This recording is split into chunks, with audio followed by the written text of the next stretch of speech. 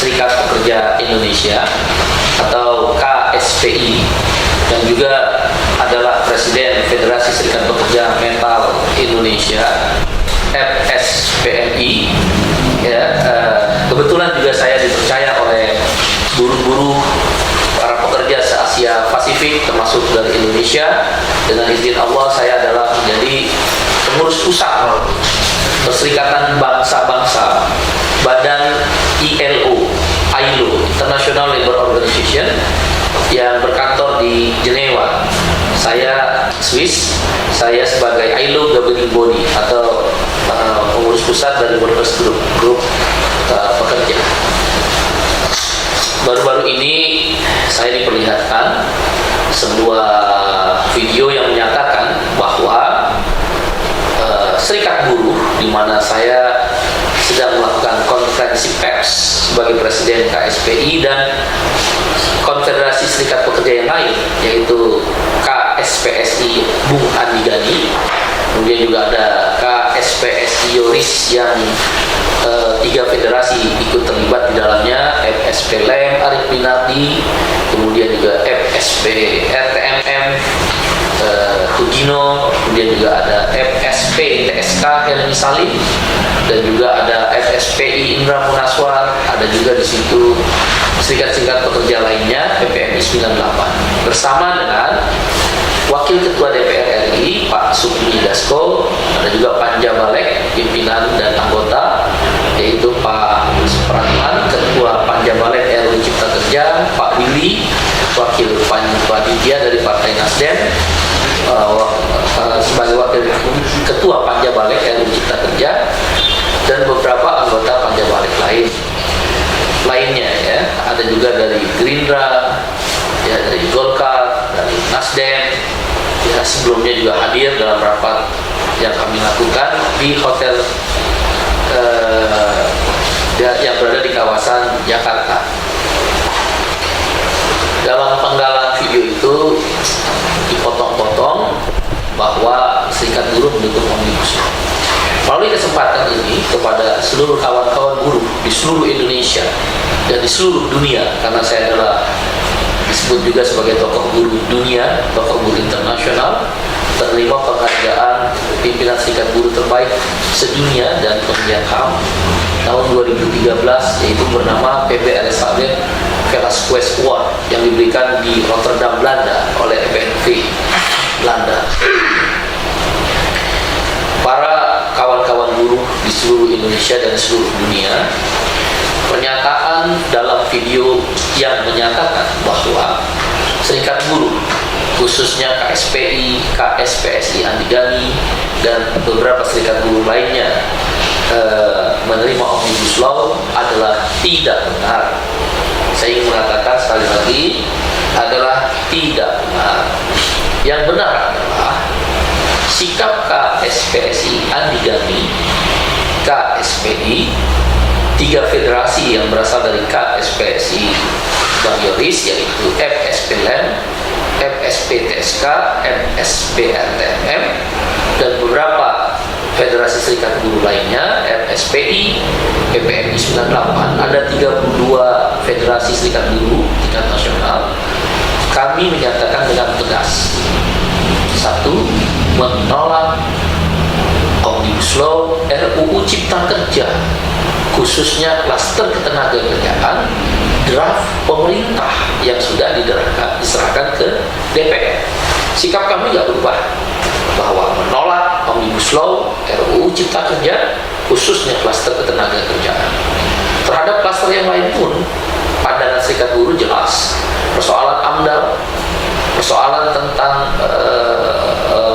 izin terhadap telekomunikasi, persoalan tentang tanah untuk petani pun yang bisa merugikan, termasuk pasal 170 di RUU Cipta Kerja, di mana peraturan pemerintah bisa meniadakan fungsi daripada undang-undang, itu jelas kami tolak. Apalagi klaster ketenagakerjaan, sangat jelas kami tolak. Wahai buruh di seluruh Indonesia dan kawan-kawan buruh di internasional, sekali lagi KSPI dan Konfederasi Serikat Buruh lainnya menolak menolak dengan tegas RUU Cipta Kerja klaster ketenagakerjaan draft pemerintah yang sudah diserahkan oleh DPR. Yang kedua, sikap kami jelas meminta pemerintah membuat roadmap peta jalan tentang strategi stop PHK massal akibat dampak COVID-19. Seluruh dunia memang tak bisa menghindari dampak dari COVID-19, ada dua. Satu, tentang persoalan kesehatan. Kedua adalah persoalan tentang ekonomi, khususnya bagi kami kaum buruh terjadi PHK besar-besaran di mana-mana.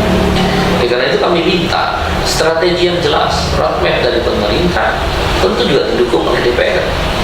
Bagaimana strategi untuk menghindari PHK besar-besaran? Langkah-langkah yang sudah dilakukan oleh pemerintah kita apresiasi ya. Beberapa kebijakan yang Presiden Jokowi lakukan kita apresiasi. Misal seperti subsidi upah kami menyebutnya, dan KSP diusulkan dari bulan Maret, bulan April. Di beberapa televisi saya sering bicara itu. Dan itu sudah terrealisir sekarang, yaitu subsidi upah Rp600.000 per bulan sampai dengan bulan Desember. Tapi yang kita persoalkan, yang kita tidak setuju, jangan hanya anggota BPJS Ketenagakerjaan saja yang menerima subsidi upah. Buruh-buruh yang bukan anggota atau peserta BPJS Ketenagakerjaan juga adalah buruh warga negara Indonesia. Kalau ada buruh yang tidak terdaftar BPJS Ketenagakerjaan, yang salah pengusahanya, nakal dia, nggak bayar. Nah, buruh kan nggak tahu kalau dia nggak dibayar. Masa gara-gara pengusahanya nakal kemudian buruh tidak mendapatkan hak konstitusional subsidi upah? Seluruh buruh harusnya mendapatkan subsidi upah. Program kartu prakerja bagi teman-teman buruh yang ter-PHK pun bagi kami merespon baik. Walaupun harus diperbaiki lagi tentang administrasi dan proses untuk mendapatkan manfaat dari kartu prakerja. Program BLT sembako kami dilibatkan, KSPI dilibatkan, beberapa serikat buruh juga dilibatkan dalam distribusi sembako buat orang yang tidak mampu. Program-program itu kita apresiasi dengan baik. Tapi tentu kita tidak boleh berhenti di situ saja. Harus ada roadmap bagaimana mencegah PHK. Karena ini kan nakal perusahaan. Dirumahkan, dibayar gaji 20-30%. Tapi tidak di PHK. Kalau perusahaan tidak mampu PHK, tapi kan perusahaan menghindar untuk membayar pesangon. Tapi tidak di PHK. Tapi hanya dibayar orang kerja 20% sampai 30% gajinya. Itu nggak fair. Nanti tenaga kerja tidak berdaya menghadapi ini. Lemah untuk tenaga kerja. Roadmap-nya harus jelas. Bagaimana menghindari PHK.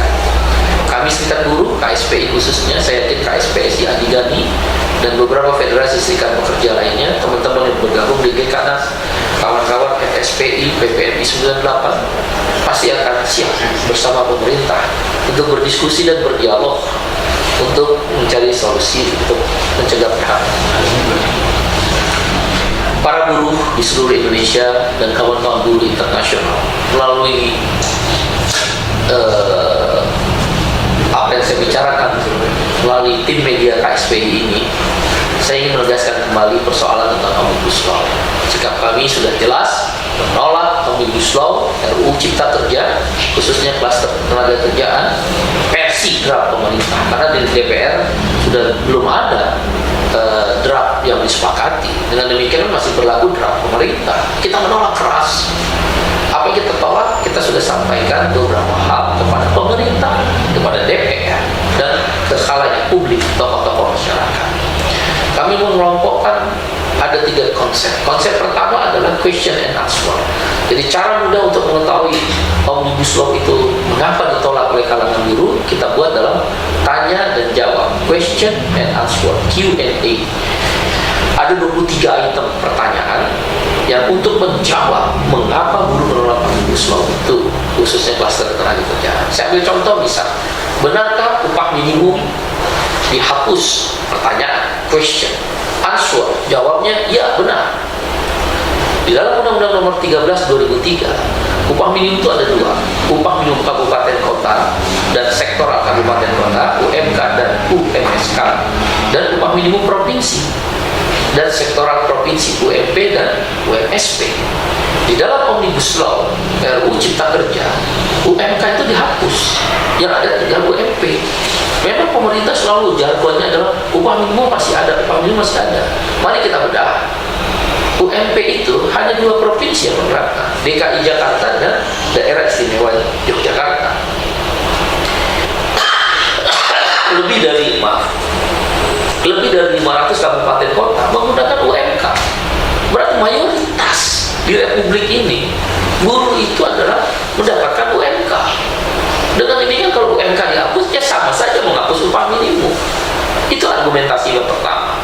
Argumentasi yang kedua untuk menjawab benar bahwa upah minimum dihapus di Omnibus Law adalah kita hitung sekarang upah minimum sebagai contoh ya, lebih mudah memahami. Katakan upah minimum provinsi UMP Jawa Barat adalah 1,8 juta rupiah per bulan. UMK Kabupaten Bekasi 4,5 juta rupiah per bulan. Kabupaten Purwakarta UMK-nya 4,2 juta rupiah per bulan. Dengan Omnibus Law kan turun. Kan Bekasi dan Purwakarta bagian dari Jawa Barat 1,8 juta. Masuk akal kan? Buruh kan dirugikan. Itu yang menjelaskan upah minimum dihapus. Kemudian Jakarta 4,2 juta rupiah sekarang UMP-nya. Begitu Omnibus Law terjadi, maka Bekasi yang hanya segaris dibatasi sungai, Jakarta 4,2 juta, Kota Bekasi katakan Pondok Ungu 1,8 juta. Masuk akal nggak? Nggak masuk akal. Kemudian ada upah minimum di bawah upah minimum yang disebut upah minimum padat karya. Saya ILO governing body, yang disebut upah minimum itu dalam konvensi ILO nomor 133 adalah safety net, jaring pengaman. Kalau upah minimum sudah ditetapkan oleh pemerintah, apakah dia regional atau nasional, tergantung pilih yang mana, maka tidak ada lagi upah minimum di bawah upah minimum.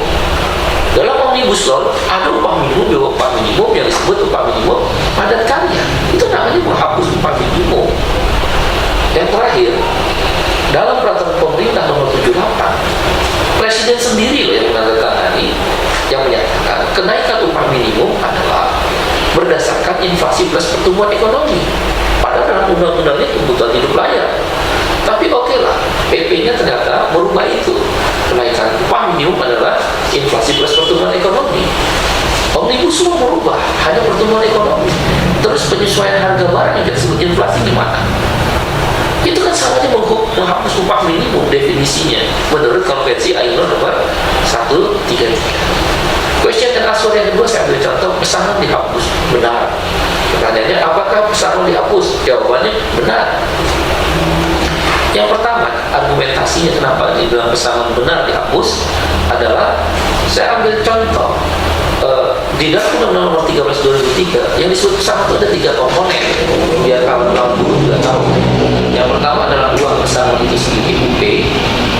Yang kedua adalah komponen uang penghargaan masa kerja, UPMK. Dan yang ketiga adalah uang penggantian hak atau UPH yang nilainya 15%. Nah, kalau salah satu itu dihapus, maka sama saja uang pesangon dihapus. Dalam Omnibus Law, uang penghargaan hak dihapus, nilainya lumayan, 15%. Uang penghargaan masa kerja bahkan UPMK dikurangi.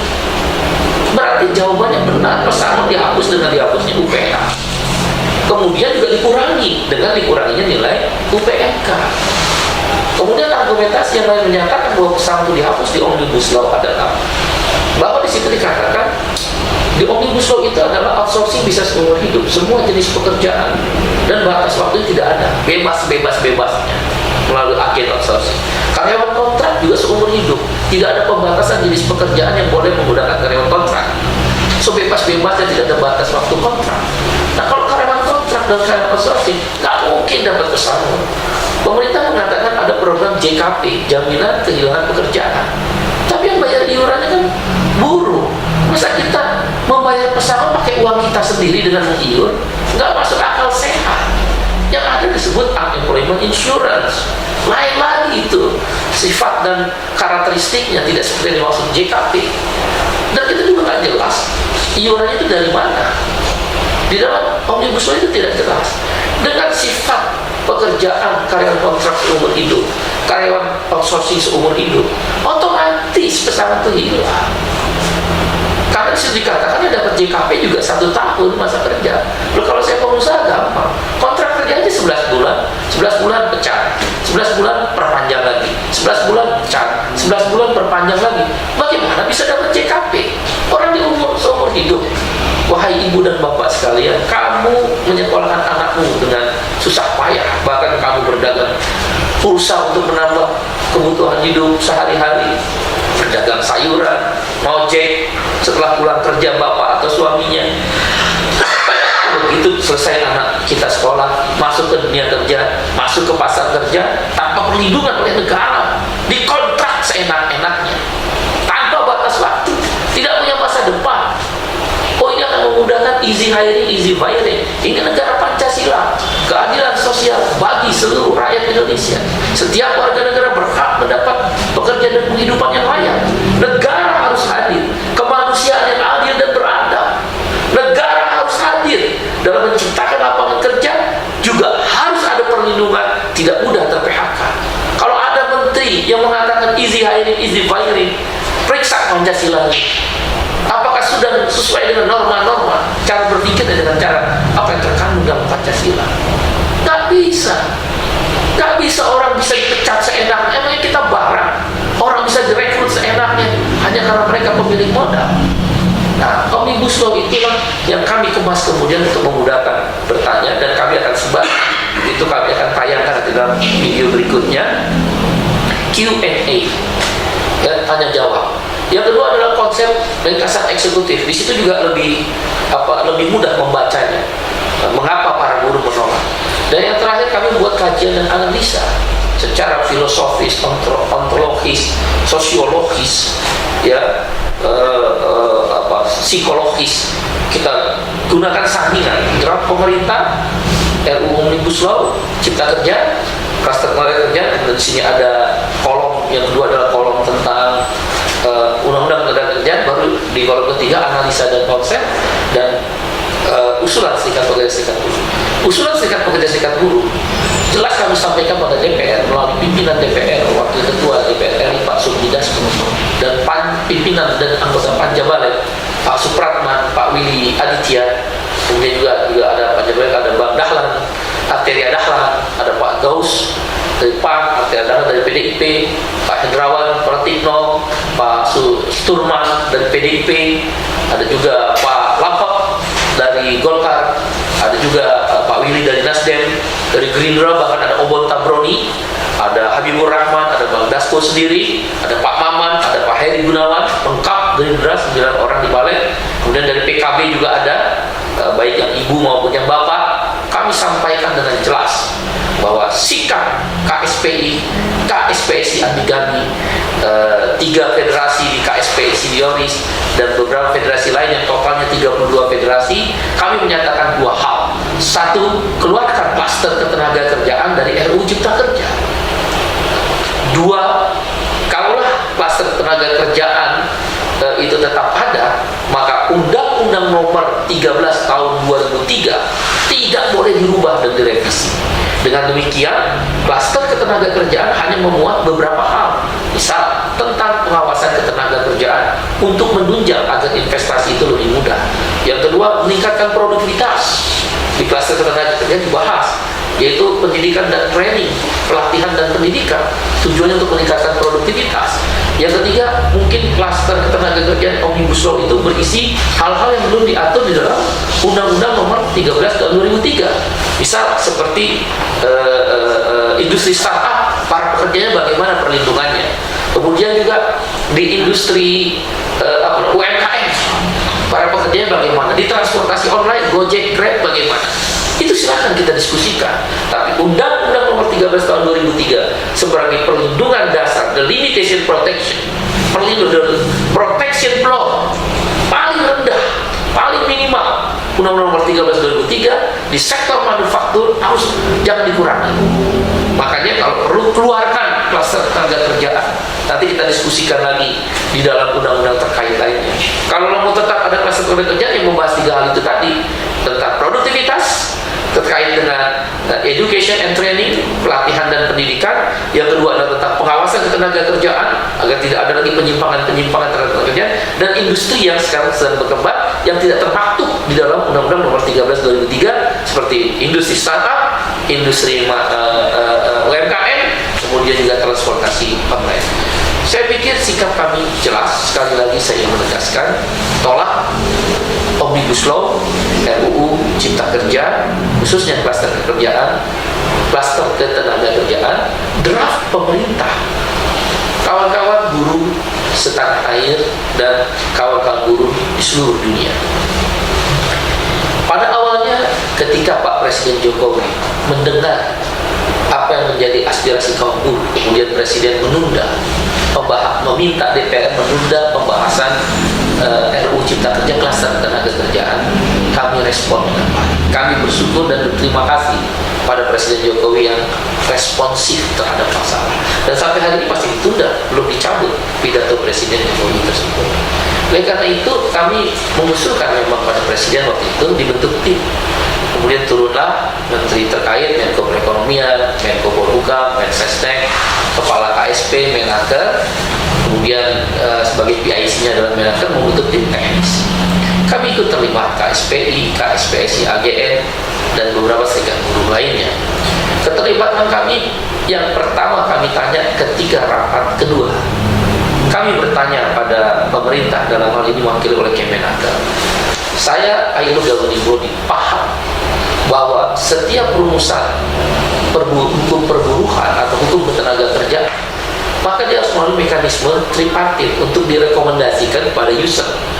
Karena pemerintah Indonesia sudah meratifikasi konvensi ILO nomor 144 tentang tripartit, lembaga tripartit. Kalau menteri yang minta, nanti berarti usernya menteri, bentuknya permen atau kepmen.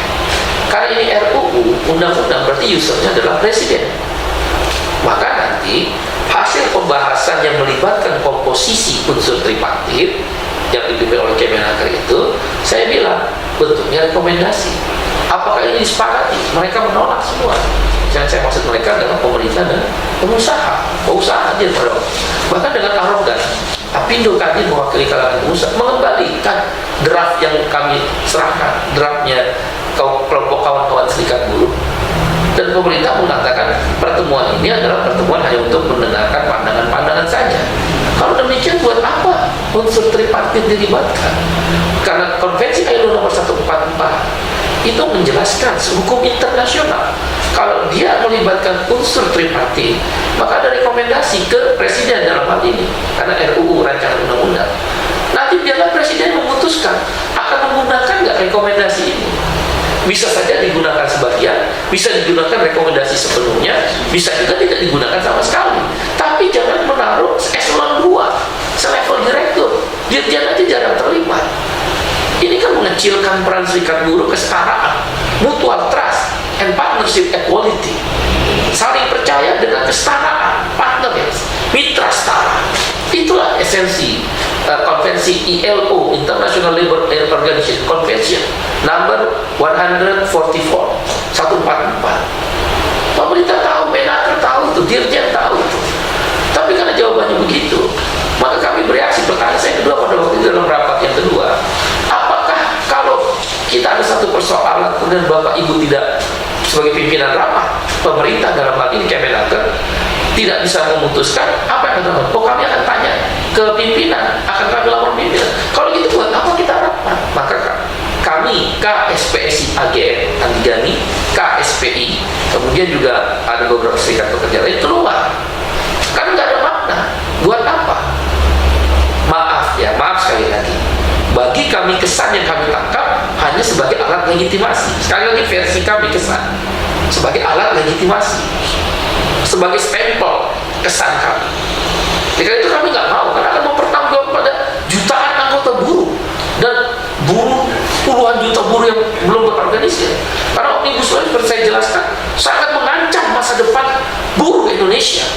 Pesangon yang dihilangkan atau dikurangi, upah minimum yang dihilangkan, jam kerja yang eksploitatif, orang bisa kerja Senin sampai Minggu nggak ada libur, yang penting 40 jam seminggu. Kemudian juga outsourcing seumur hidup diperjualbelikan oleh agen tenaga buruh. Kemudian juga karena kontrak seumur hidup, sanksi pidana yang dihapuskan. Kemudian juga cuti perempuan, cuti haid yang biasanya 2 hari, kalau sakit upah tetap dibayar. Di Omnibus Law boleh cuti haid tapi tidak dibayar, ya orang nggak mau tetap masuk lah. cuti haid akhir. Sama aja menghilangkan cuti haid, menghilangkan cuti menikahkan anaknya, membaptis anaknya, cuti panjang dihapus. Siapa yang mau kayak begitu aja? Jadi pendapat kami yang keluar dari tim teknis pemerintah itu hanya sebagai stempel. Dan faktanya ketika kami ketemu DPR pun menjelaskan memang tidak ada yang berubah draft. Kalau itu buat apa tim teknis? Langkah kami menurut kami sudah tepat. Maka kami pergi ke DPR karena posisi terakhir, bahasa saya dari last samurai. Last samurai adalah last guard, benteng terakhir, penjaga terakhir DPR. Karena proses politiknya sudah jalan, draft sudah masuk, sudah diserahkan oleh Menko Perekonomian mewakili pemerintah bersama tim, sudah diterima oleh pimpinan DPR, ketua DPR bahkan yang menerima. Berarti kan proses politik sudah jalan. Walaupun alhamdulillah kita berterima kasih oleh Presiden Jokowi ditunda dulu sementara ini. Ada proses untuk terus berdialog. Maka kami sampaikan kepada DPR, kami keluar dari tim teknis. Akhirnya DPR, dalam hal ini pimpinan DPR, Wakil Ketua DPR Pak Supri Dasko merespon bersama Ketua Panja Balik RUU Cipta Kerja pada waktu Pak Supratman, dan bahkan ada Sekretaris Fraksi Golkar. Kemudian juga belakangan ada Wakil Ketua Panja Balik Pak Willy Aditya mengusulkan dibentuknya tim bersama antara DPR dan Serikat Pekerja yang tidak setuju dengan pendapat kami, ya sekali lagi ini pendapat kami sebagai stempel atau legitimasi, alat legitimasi. Maka dibentuklah tim bersama, dan bahkan Pak Willy Aditya Wakil Ketua Panja Balik lebih detail lagi, bikin tim perumus. Tim perumus itu melibatkan TA-TA, tenaga ahli daripada masing-masing fraksi, sehingga TA-TA itu bisa mencatat apa gagasan-gagasan serikat buruh, dituangkan dalam DIM, data interaksi inventarisir masalah. Itu bagi kami sebuah apresiasi yang bagus buat DPR, dan DPR sudah bekerja dengan gagasan-gagasan dan tindakan, tidak hanya gagasan. Itu yang membedakan antara tim teknis dengan tim perumus. Kami berpendapat, sekali lagi kami yang berpendapat, kalau kami di tim teknis hanya sebagai alat legitimasi atau stempel saja, tanpa hasil, tanpa ada rekomendasi yang jelas. Tapi di tim perumus, di tim bersama dengan DPR, ikut terlibat dalam proses politiknya, ikut terlibat gagasan-gagasan yang dituangkan di dalam daftar interaksi masalah. Nah, itu bedanya. Ini bukan lagi sebagai alat legitimasi atau alat stempel. Ini sudah ikut dalam proses politik. Karena proses politik itu di DPR. Dan Pak Mahfud MD sebagai Menko Polhukam selalu bilang, silakan ke DPR, silakan pengaruhi DPR, silakan lakukan pendekatan-pendekatan politik DPR. Dan DPR memang secara kewenangannya memang membuat legislasi bersama pemerintah. Dia perlu mengadakan RDPU, rapat dengan pandangan umum. Tapi ini melebihi RDPU, dibikin tim teknis dan tim perumus. Oleh karena itu kami harus masuk.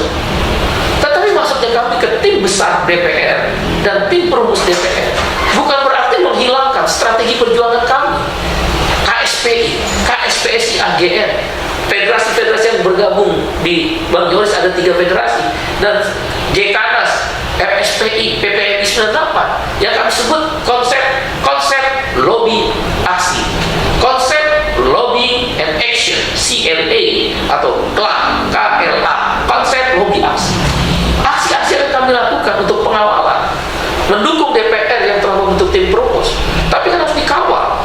Belum ada hasil, kecuali sudah ada hasil, sudah jelas, sudah ada tanda tangan, sudah ada draft yang ditandatangani para pihak, Panja Balik dan Serikat Buruh dan stakeholder lain. Tapi sepanjang itu belum, aksi tetap menjadi pilihan untuk mengawal, untuk memastikan tim perumus itu berjalan. Nah, potongan video yang konferensi pers antara DPR dan Serikat Buruh yang tergabung di tim perumus itu mencederai demokrasi yang sedang kita bangun. Dia menggunting dalam lipatan. Itu membuat buruh marah-marah. Wahai orang yang membuat video-video semacam itu atau nanti video-video lainnya, percayalah, Anda sedang menggunting dalam lipatan, membangunkan kekuatan yang sedang tertidur.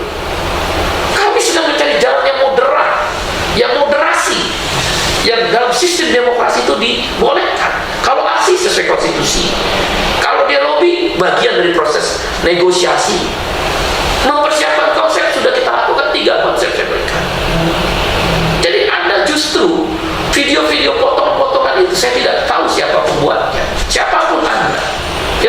video-video potongan yang justru seolah-olah ingin mencari muka kepada pemerintah.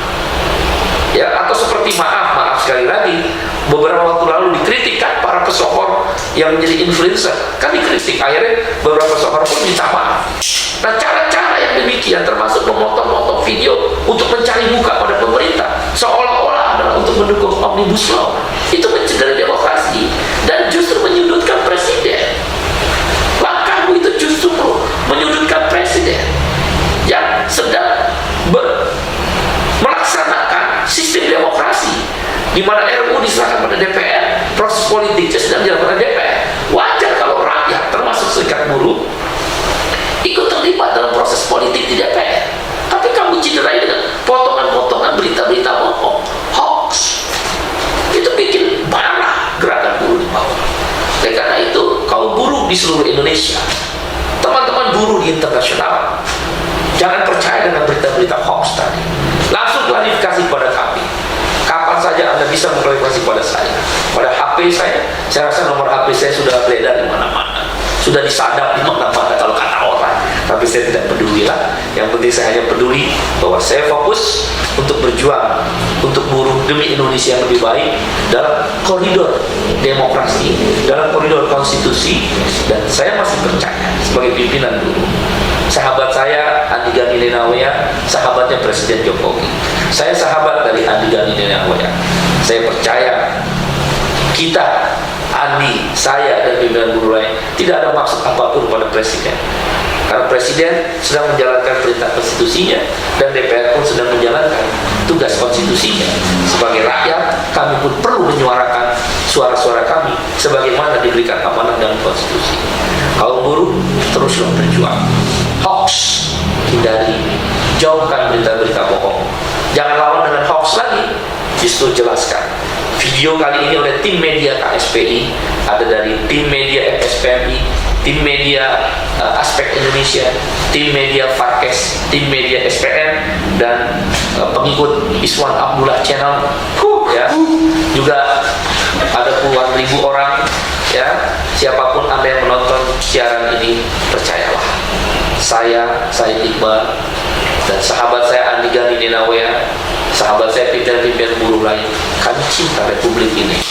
Tidak ada keinginan lain selain menjaga, melindungi para buruh dari kepentingan pemodal yang serakah, kepentingan asing yang ingin menguasai sumber daya alam Indonesia tanpa melalui jalur konstitusi, mau pakai jalur bypass melalui Omnibus Law. Kami juga tentu mendukung perjuangan kawan-kawan yang lain, teman-teman aktivis lingkungan, kawan-kawan mahasiswa, kawan-kawan pers, kawan-kawan masyarakat adat, kawan-kawan petani yang sedang berjuang juga dalam klaster-klaster omnibus yang lain.